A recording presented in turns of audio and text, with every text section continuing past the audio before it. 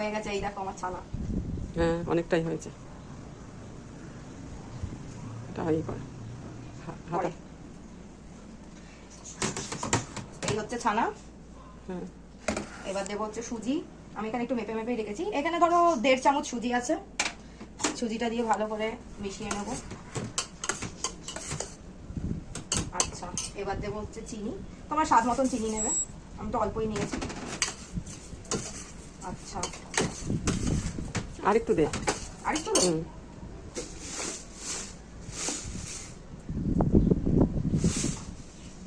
আমার মা মিষ্টি খেতে বেশি ভালোবাসে, তাই একটু চিনিটা দিলাম। আচ্ছা, এইবার দেবো হচ্ছে একটু নুন।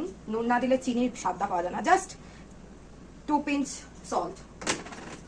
আচ্ছা, এটা ভালো করে একটু দাবিয়ে দাবিয়ে মিশিয়ে নেব। এবার দেখো আমার ছানাটা একটু রাফ হয়ে গেছে। তার আগে আমি দিয়ে নিই এখানে হচ্ছে এলাচ। আমি 2টা এলাচ ফাটিয়ে থেতো করে দিয়েছি। কিছু না। আর দেব একটু, গন্ধ কেমন বেরিয়েছে, দারুণ। আর দেবো একটু ঘি। আর এটা কিন্তু এরকম ভাবে একটু বসিয়ে বসিয়ে ভালো করে মাখিয়ে নিতে হবে ব্যাপারটা। আর দেবো একটু ঘি,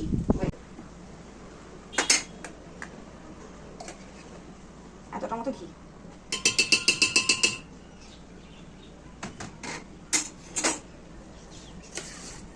এবার যেহেতু ছানাটা আমার একটু রাফ হয়ে গেছে আর আমি সুজিও দিয়েছি, সুজিটা একটু ফুলবে, এর মধ্যে আমি এই ছানার জলটাই একটু দিয়ে দেবো।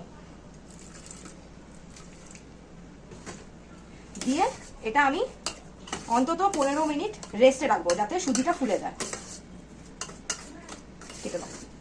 এদিকে আমি এটা 15 মিনিটসের জন্য রেস্টে রেখে দিয়েছিলাম। আর ওখানে আমি 5 মিনিটের জন্য গ্যাসটাকে প্রি হিটে বসিয়ে দিয়েছি। আর এখানে আমি বাটার পেপারটা ভালো করে লাগিয়ে নিয়েছি। এবার এই বাটিতে ঢালবো, তারপর ওটাকে আমি প্রি হিটে বসিয়ে দেবো।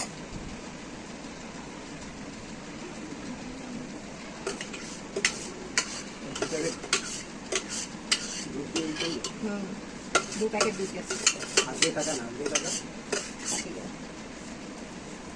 প্রি হিটে বসিয়ে দিয়েছিলাম। এবার মিডিয়াম ফ্লেমে এটাকে আমি বসিয়ে দেবো। এই যা, এই দিয়ে এবার আমি ঢাকা দিয়ে মিডিয়াম ফ্লেমে করবো। Bye bye.